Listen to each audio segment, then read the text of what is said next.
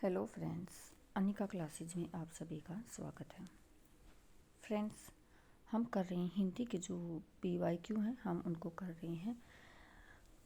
और फ्रेंड्स देखो, हमने इसके लगभग 14 क्वेश्चन जो हमने वो कंप्लीट कर लिए। मैंने आपको दिखाया था कि इसमें कब से कब तक के जो पेपर है, क्वेश्चन पेपर हैं, कब से कब तक के हैं। इसमें 2014 से 2021 तक के जो हैं क्वेश्चन पेपर के सेट दिए हुए हैं। और यहाँ पर फ्रेंड्स मैंने आपको ये भी दिखाया था कि साथ में TGT का जो सिलेबस है वो भी मेंशन किया हुआ है। और हमने देखो यहाँ पर इस बुक की सबसे खास बात क्या है, इस बुक की सबसे खास बात यह है कि इसमें क्वेश्चन तो दिया हुआ, साथ में जो चारों ऑप्शन की एक्सप्लेनेशन भी हैं जो वो साथ में दी हुई। इससे क्या है कि हमारे जो क्वेश्चन हैं, जो रचनाएं हैं वो और ज़्यादा क्लियर हो जाएंगी। और इससे हमें हमारे जो क्वेश्चन पेपर है उसका भी अंदाज़ा हो जाएगा कि किस तरह से क्वेश्चन पेपर पूछा गया है, हमें किस तरह से तैयारी करनी है। तो फ्रेंड्स, हमने यहाँ पर लगभग कर लिया था 14 क्वेश्चन हमने कंप्लीट किए थे पिछली क्लास में। और हमारा जो क्वेश्चन था इसमें यहाँ पर हमने ये पढ़ा था, जबरा कुत्ते का वर्णन प्रेमचंद की किस कहानी में किया गया है। तो ये पात्र से पूछा गया था और हमने पढ़ लिया था पूस की रात कहानी से। अब हम शुरुआत करते हैं अपने अगले क्वेश्चन की। फ्रेंड्स देखो, जो ये सीरीज़ है ये बहुत इम्पोर्टेंट सीरीज़ है।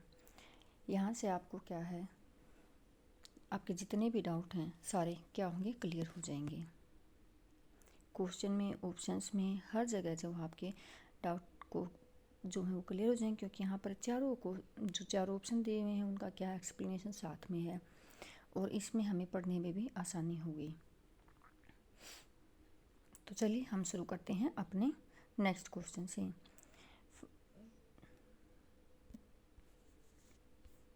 नेक्स्ट क्वेश्चन है हमारा, चीड़ों पर चांदनी किसका निबंध है। देखो, क्वेश्चन पढ़ो तो उसको बिल्कुल ध्यान से पढ़ो।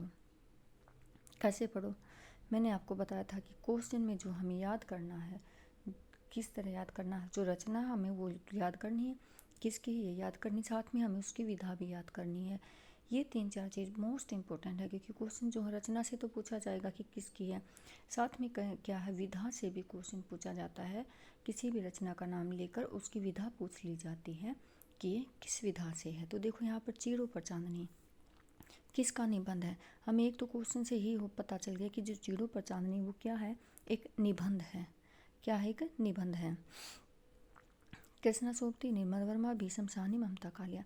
तो जो चीड़ों पर चांदनी वो किसका है, निर्मल वर्मा का निबंध है। तो हम जब क्वेश्चन पढ़ेंगे तो क्वेश्चन को आपको बिल्कुल ध्यान से पढ़ना है कि इसमें जो दिया हुआ क्वेश्चन में 2-3 चीज़ें तो हमारी क्वेश्चन से ही क्लियर हो जाती हैं कि जिसमें साथ में विधा दी होती तो हम विधा भी साथ में याद कर लेंगे। तो इससे 3 क्वेश्चन हो गए। चीड़ों पर चांदनी रचना याद होगी, विधा क्या है, निबंध है, किसकी है, निर्मल वर्मा की है। तो चीड़ों पर चांदनी निर्मल वर्मा का निबंध है। निर्मल वर्मा हिंदी के आधुनिक कथाकारों में एक मूर्धन्य कथाकार और पत्रकार थे। शिमला में जन्मे। देखो, इनका जो जन्म स्थान है निर्मल वर्मा का वो क्या है, शिमला है। निर्मल वर्मा को मूर्ति देवी 1994, साहित्य अकादमी पुरस्कार 1985, उत्तर प्रदेश हिंदी संस्थान पुरस्कार, ज्ञानपीठ पुरस्कार से सम्मानित किया जा चुका है। देखो, कहाँ पर जन्म हुआ था, शिमला में। अब इनको जो पुरस्कार मिले हैं कौन कौन से मिले हैं, क्योंकि जो क्वेश्चन पुरस्कार से भी पूछा जाता है, या ऐसे पूछ लिया जाता है कि किस रचनाकार को किस रचना पर, रचनाकार का नाम देकर पूछ लिया जाता है कि किस रचना पर इनको साहित्य अकादमी मिला है, या फिर 4 ऑप्शन में आपको नाम दिए जाएंगे, ऐसे पूछा जाएगा कि किस रचनाकार को साहित्य अकादमी पुरस्कार नहीं मिला है। तो एक एक पॉइंट जो है हमारे लिए बहुत ही इम्पोर्टेंट है। तो इनको जो मिले हैं, देखो ये पुरस्कार है। एक तो है मूर्ति देवी पुरस्कार, कब मिला, 1994 में। हिंदी साहित्य अकादमी पुरस्कार कब मिला, 1985 ईस्वी में। उत्तर प्रदेश हिंदी संस्थान पुरस्कार मिला, ज्ञानपीठ पुरस्कार से भी इनको क्या है, सम्मानित किया जा चुका है। अब देखिए इनके और निबंध संग्रह कौन कौन से हैं।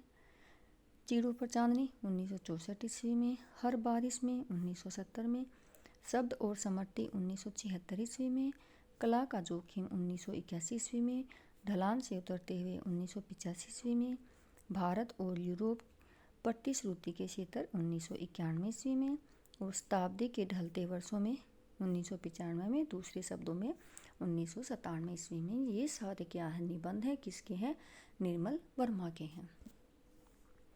नेक्स्ट क्वेश्चन देखिए मेरी जीवन यात्रा किसकी रचना है। अब देखो यहाँ पर यात्रा है, यात्रा से क्या है, ये यात्रा संस्मरण है। विदा क्या है इसकी, यात्रा संस्मरण है। अब है किसकी, प्रभाकर माचवे, राहुल साकरत्यान, आज्ञे और राम कुमार वर्मा। तो जो मेरी जीवन यात्रा है किसकी है, राहुल साकरत्यान की है। ये क्या थे, राहुल साकरत्यान घुमक्कड़ प्रवृत्ति के थे। इन्होंने बहुत सारे क्या है, यात्रा वृत्तांत लिखे हैं। मेरी जीवन यात्रा राहुल साकरत्यान की है।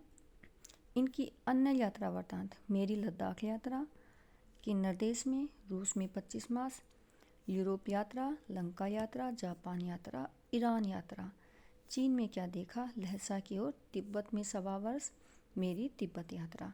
तो ये सारे क्या है, राहुल साकरत्यान की यात्रा वृत्तांत है। ये राहुल साकरत्यान की जो यात्रा वृत्तांत है इंपॉर्टेंट है, क्योंकि क्वेश्चन पूछा जाता है सबसे ज़्यादा यात्रा वृत्तांत जो घुमक्कड़ प्रवृत्ति के माने गए हैं, कौन माने गए हैं, राहुल साकरत्यान ही माने गए हैं। अब देखिए प्रभाकर माचवे की गोरी नज़रों में हम 1964 ईस्वी में लिखा था। आगे की जो यात्रा वृत्तांत है, अरे यायावर याद रहेगा, एक बूंद सहसा उछली। राहुल साकरत्यान, आज्ञे नागार्जुन को आधुनिक हिंदी साहित्य का घुमक्कड़ त्री कहा जाता है। मोस्ट इम्पोर्टेंट है कि घुमक्कड़ त्री में किन 3 कवियों को रखा गया है। देखो यहाँ पर त्री है, तो त्री मतलब 3, किन 3 कवियों को रखा गया है, राहुल साकरत्यान, आज्ञे और नागार्जुन। इन तीनों को क्या घुमक्कड़ त्री में रखा गया है। नेक्स्ट क्वेश्चन देखिए, जैनेंद्र कुमार के उपन्यासों की सही कालक्रम का विकल्प चुनिए।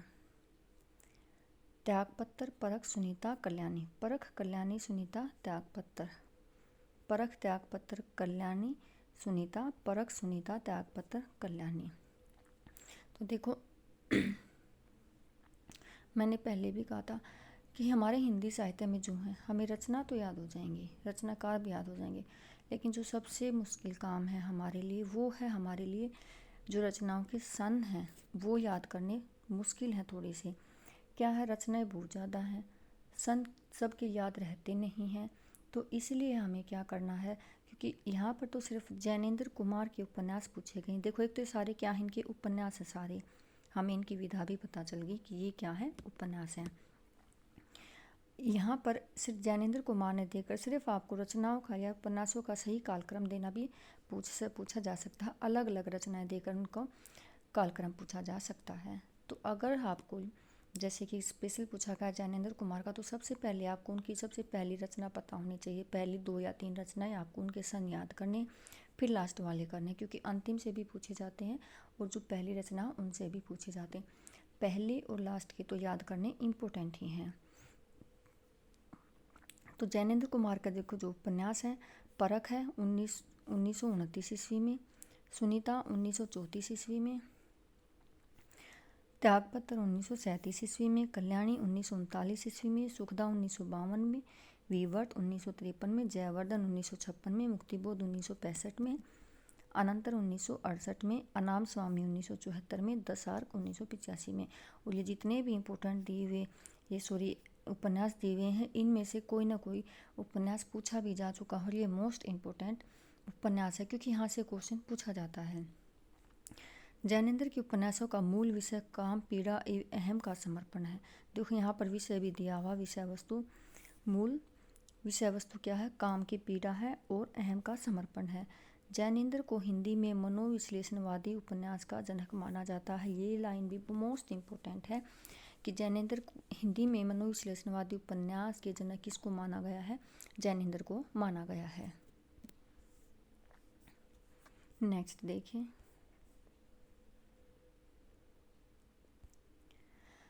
काव्य जीवन की आलोचना है, यह कथन किसका है। किसने कहा था कि काव्य जो है वो जीवन की आलोचना है, क्रोचे, वर्ड्सवर्थ, अरस्तु और आर्नल्ड।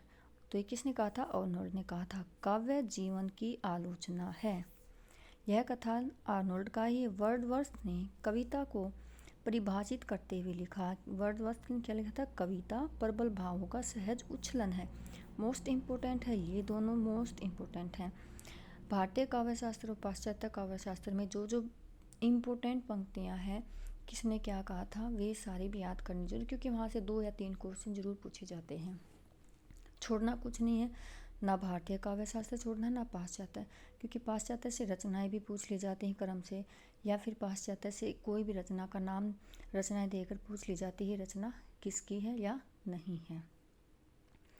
अरस्तु प्रथम काव्य शास्त्री थे जिन्होंने उपयोगी कला और ललित कला का भेद स्पष्ट किया, ललित कला की स्वायत्ता घोषित की। अरस्तु ने लिखा है, कार्य व्यापार में निरस्त मनुष्य अनुकरण का विषय है। ये भी इम्पोर्टेंट है। किसने लिखा? अरस्तु ने।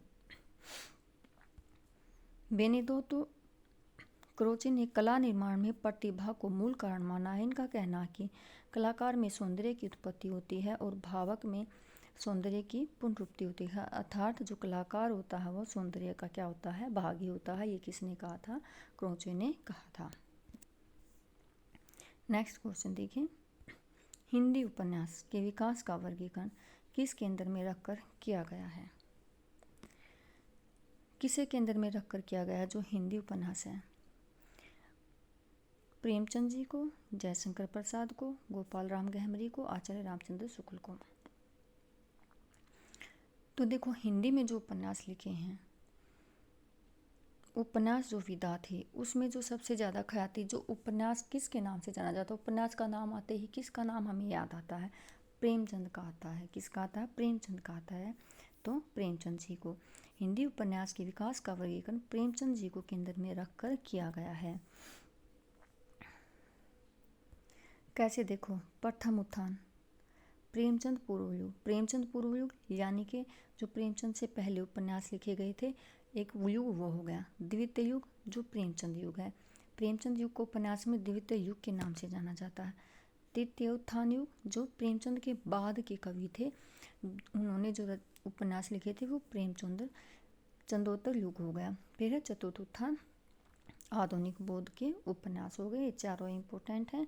इससे भी क्वेश्चन पूछा जाता है कि जो प्रथम उत्थान है उसमें कौन सा युग आता है? तो प्रेमचंद पूर्व युग आता है। कौन सा आता है? प्रेमचंद पूर्व। तो क्या प्रथम उत्थान, चार उत्थानों में क्या हिंदी उपन्यास को रखा गया है? उनके जो नाम है प्रेमचंद पूर्व युग, प्रेमचंद युग, प्रेमचंदोत्तर युग और आधुनिक बोध के उपन्यास।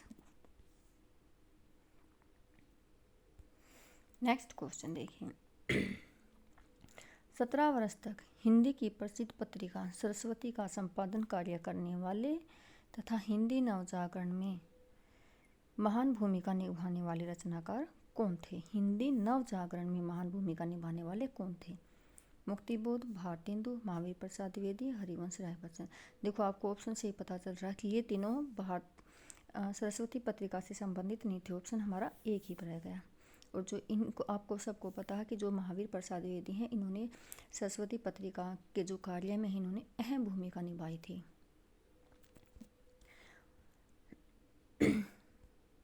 एक इम्पोर्टेंट बात यह है कि जो महावीर प्रसाद द्विवेदी उन्होंने सरस्वती पत्रिका का संपादन कार्य है जो कितने वर्ष तक किया था? 17 वर्ष तक किया था।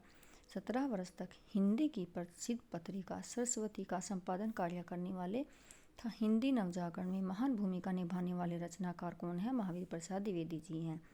सरस्वती पत्रिका के संस्थापक कौन थे? चिंतामणि घोष थे। इनके प्रथम संपादक बाबू श्याम सुंदर दास थे। इसका प्रकाशन मासिक पत्रिका के रूप में 1900 ईस्वी में इंडियन प्रेस प्रयाग में जनवरी मास में प्रारंभ किया गया था। इसके द्वितीय संपादक के रूप में आचार्य महावीर प्रसाद द्विवेदी ने सन 1903 से 1920 ईस्वी तक लगातार संपादन कार्य किया गया। ये सन पूछा जाता है कि महावीर प्रसाद द्विवेदी जो है वो सरस्वती पत्रिका के संपादक किस वर्ष बने थे। इसके जो तृतीय संपादक के रूप में जो काम किया था 1920 ईस्वी में किसने किया था? पंडित देवीदत्त शुक्ल ने संपादन कार्य किया था। ये भी मोस्ट इम्पोर्टेंट है। जो तीसरे संपादक थे कौन थे? पंडित देवीदत्त शुक्ल ने इसका क्या है? संपादन कार्य किया था। नेक्स्ट क्वेश्चन देखिए,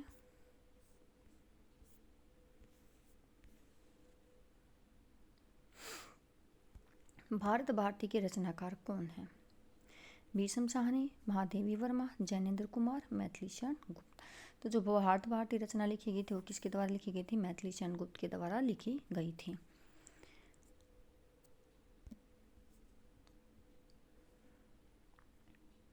भाट भारती के रचनाकार मैथिली शरण गुप्त हैं। अब इनकी अन्य रचनाएं देखिए। रंग में भंग 1909 ईस्वी में, जयद्रथ वध 1910 ईस्वी में, किसान 1917 में, विकट भट्ट 1929 में, गुरुकुल 1929 में, झंकार भी 1929 में, साकेत भी 1931 में, यशोधरा 1932, द्वापर 1936, जय भारत 1952, विष्णुप्रिया 1957, सिद्धराज 1936, हिंदू वैतालिक पंचवटी आदि क्या है इनकी अन्य रचनाएं। तो भाट भारती कब लिखा गया, किसने लिखा था? मैथिली शरण गुप्त ने लिखा था। अच्छा देखो, अब भीष्म साहनी की रचनाएं देखिए। झरोखे, तमस, वसंती, मैयादास की माड़ी, हानुस कुंतो कड़िया, ये भीष्म साहनी की। महादेवी वर्मा की रचनाएं देखिए। निहार, रश्मि, नीरजा, सांदागीत, यामा, दीपशिका, सप्तपर्णा। ये देखो, ये जो भीष्म साहनी की ये क्या है? उपन्यास है। ये महादेवी वर्मा की छायावादी रचनाएं हैं। अब जैनेंद्र की रचनाएं देखिए। जैनेंद्र की जो ये रचनाएं ये उपन्यास में अभी हमने पढ़ा भी था। परख, सुनीता, त्यागपत्र, कल्याणी, विवर्त, सुखदा, व्यतीत, जयवर्धन आदि ये किसकी रचनाएं हैं? ये जैनेंद्र के उपन्यास हैं। अब नेक्स्ट क्वेश्चन देखिए। निम्न में से कौन सा सोहनलाल द्विवेदी का काव्य संग्रह नहीं है? अब यहाँ पर काव्य संग्रह पूछा गया है। किसका पूछा गया? सोहनलाल द्विवेदी का। भैरवी, दूध बतासा, आद्रा और पूजा गीत सेवाग्राम। तो जो सोहनलाल द्विवेदी है उसका जो काव्य संग्रह नहीं है, कौन सा है? आद्रा नहीं है। आद्रा सोहनलाल द्विवेदी का काव्य संग्रह नहीं। देखो बाकी तीनों क्या है? काव्य संग्रह और किसके हैं? सोहनलाल द्विवेदी के हैं। आद्रा, मलबे का मालिक, सेफ्टी पिन, जख्म, मिस पॉल, इंसान के खंडहर, नहीं बादल, जानवर और जानवर, एक और जिंदगी, फैलाद का आकाश, ये सभी क्या है? मोहन राकेश के कहानी संग्रह हैं। किसके कहानी संग्रह हैं? मोहन राकेश के हैं। भैरवी, दूधवाला, पूजा गीत सेवाग्राम, प्रभाती, युगधारा, कुणाल, चेतना, बांसुरी आदि जो ये हैं सभी किसके हैं? सोहनलाल द्विवेदी के काव्य संग्रह हैं। भारतेंदु जी ने अपनी कविता गंगा वर्णन में किसका परिचय दिया? देखो कविता है, किसकी है? भारतेंदु की है। कौन सी है? गंगा वर्णन है। प्रकृति चित्रण, गाँव का, सामाजिक वातावरण, व्यंग। देखो अगर आपको कई बार विषय वस्तु समझ नहीं है तो गंगा वर्णन है, तो गांव का तो वर्णन होगा नहीं, व्यंग किया नहीं गया होगा, सामाजिक वातावरण का भी नहीं है, प्रकृति का चित्रण है। किसका वर्णन किया गया? प्रकृति का चित्रण किया गया है। भारतेंदु जी ने अपनी कविता गंगा वर्णन में प्रकृति चित्रण का परिचय दिया है। भारतेंदु जी की काव्य कृतियाँ भक्ति, सर्वस्व, प्रेम मालिका, कार्तिक स्नान, वैशाख महात्म्य, प्रेम सरोवर, प्रेम माधुरी, प्रेम तरंग, प्रेम प्रलाप, वर्षा विनोद, प्रेम फुलवारी, दानलीला, बसंत, कृष्ण चरित्र, विजय वल्लरी, बकरी विलाप, बंदर सभा, रिपुनाष्टक, विजय विजयनी वैजयंती, प्रबोधनी, नए जमाने की मुकरी और उर्दू का स्यापा आदि ये रचनाएं किसकी हैं? भारतेंदु की काव्य कृतियाँ। ये सारी क्या है? भारतेंदु की काव्य कृतियाँ हैं। नेक्स्ट क्वेश्चन देखिए। निम्न में से कौन सी कविता सूर्यकांत त्रिपाठी निराला की नहीं है? अधखिला फूल, राम की शक्ति पूजा, सरोज समर्ति और बादल राग। तो देखिए जो अधखिला फूल है वो किसकी है? सूर्यकांत त्रिपाठी निराला की नहीं, ये किसकी है? हरिओद की है। बाकी जो तीनों रचनाएं हैं ये सूर्यकांत त्रिपाठी निराला की रचना है। आइए अब इनका एक्सप्लेनेशन देख लेते हैं। अधखिला फूल सूर्यकांत त्रिपाठी निराला का नहीं है। अधखिला फूल 1937 से ठेठ हिंदी का ठाठ हरिओद जी के क्या है? दोनों उपन्यास हैं। ठेठ हिंदी का ठाठ उपन्यास मुहावरों की पाठ्यपुस्तक कहा जाता है। राम की शक्ति पूजा, सरोज समर्ति, सांदा सुंदरी, भिक्षुक चूही की कली आदि ये सारी क्या हैं? निराला की कविताएं हैं। नेक्स्ट क्वेश्चन देखिए। नवीन उपनाम से कौन से कवि प्रसिद्ध हैं? मोस्ट इम्पोर्टेंट है, उपनाम से भी क्वेश्चन बनते हैं। तो जितने भी उपनाम दिए हैं, मोस्टली उपनाम तो जो हमारा आधुनिक काल चैप्टर है जो अब हम जिसकी हम शुरुआत करेंगे उसमें मोस्टली जो कवि रहे हैं उन्होंने क्या है?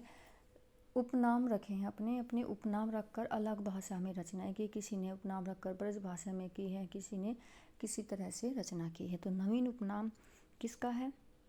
माखनलाल चतुर्वेदी, बालकृष्ण शर्मा नवीन, नंदुलाल वाजपेयी और श्याम सुंदर दास। तो सभी को पता है जो बालकृष्ण शर्मा नवीन है शर्मा है, इनका उपनाम जो है वो क्या है, नवीन है।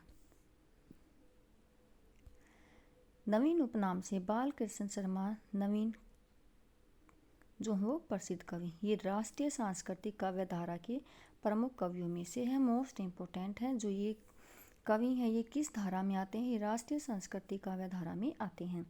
इनकी रचनाएं हैं कुमकुम 1939 ईस्वी में, रश्मि रेखा, अपलक, हम इस पाई जन्म के, विनोबा, स्तपवन, उर्मिला आदि हैं। इनकी कविताओं में राष्ट्र प्रेम तथा विद्रोह का स्वर प्रमुखता से आया, क्योंकि राष्ट्र कवि थे। इन्होंने ब्रज भाषा के प्रभाव से युक्त खड़ी बोली हिंदी में काव्य रचना की है। इन्होंने अपनी जो काव्य रचना की है वो किस बोली में की है, खड़ी बोली हिंदी में की है। नेक्स्ट क्वेश्चन देखिए, धर्मदास किसके शिष्य थे, तुलसीदास, कबीर, गुरु नानक देव या सूरदास के। तो जो धर्मदास है वो किसके थे, कबीर दास के शिष्य थे। कबीर की मृत्यु के बाद इन्होंने, धर्मदास ने इनकी क्या है, गद्दी संभाली थी। और जो कबीर की जो रचना थी उसका जो संकलन साखी शब्द रामायणी है वो बीजक में किसने किया था, धर्मदास ने ही किया था। धर्मदास कबीरदास के शिष्य थे। तुलसीदास नरहरियानंद देव से सनातन के थे। कबीर किसके थे, रामानंद के थे। सूरदास किसके शिष्य थे, वल्लभाचार्य के। और धर्मदास जो वो कबीरदास के शिष्य थे। नेक्स्ट क्वेश्चन है, भारत में आर्य भाषा का आरंभ कब हुआ, मोस्ट इम्पोर्टेंट क्वेश्चन है। 1500 ईस्वी पूर्व के आसपास, 1600 ईस्वी पूर्व के आसपास, 1300 ईस्वी पूर्व के आसपास या 1400 ईस्वी पूर्व के आसपास। तो जो भारत में आर्य भाषाओं का आरंभ हुआ था वो कब हुआ था, 1500 ईस्वी पूर्व के आसपास हुआ था। देखो यहाँ पर पूर्व लिखा हुआ तो ध्यान रखना है, 1500 ईस्वी पूर्व के आसपास हुआ था।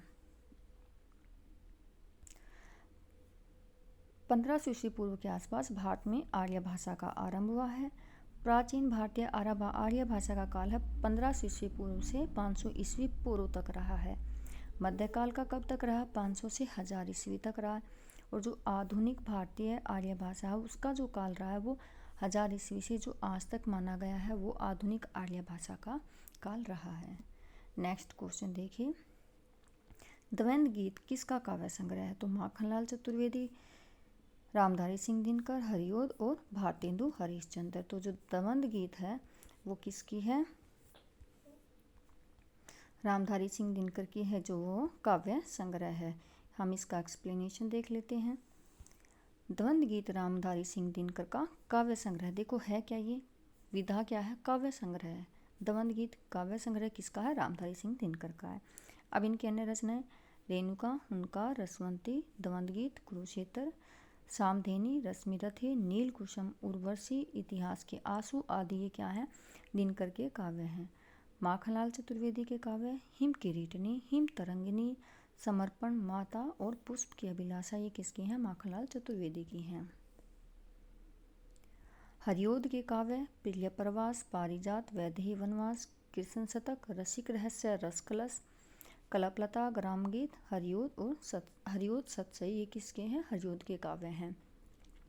भारतेंदु के काव्य देखिए, भक्ति सर्वसरो, प्रेम मालिका, कार्तिक स्नान, वैशाख महात्म्य, प्रेम सरोवर, होली, सतसी श्रृंगार, प्रेम प्रलाप।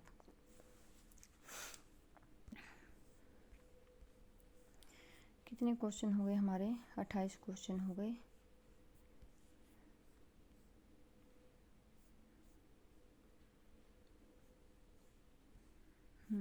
तो फ्रेंड्स देखिए, हम ज़्यादा क्वेश्चन नहीं करेंगे, हम क्वेश्चन लेंगे, थोड़े लेंगे, धीरे धीरे करेंगे, लेकिन जो है हम इनको बहुत ही अच्छे से पढ़ेंगे। मेरे हिसाब से जो ये क्वेश्चन है अपने आप में बहुत इम्पोर्टेंट है और आप सबके लिए क्या है, बहुत ही लाभदायक होंगे। तो इसमें साथ में एक्सप्लेनेशन दी हुई है, इसको भी बिल्कुल ध्यान से पढ़िए। जो क्वेश्चन दिए हुए हैं ये तो आपको बार बार में रिपीट करने ही होंगे, क्योंकि ये क्या है, एक तो PYQ है, PYQ दिए हुए हैं। तो ये PYQ क्या हमारे लिए बहुत इंपॉर्टेंट है।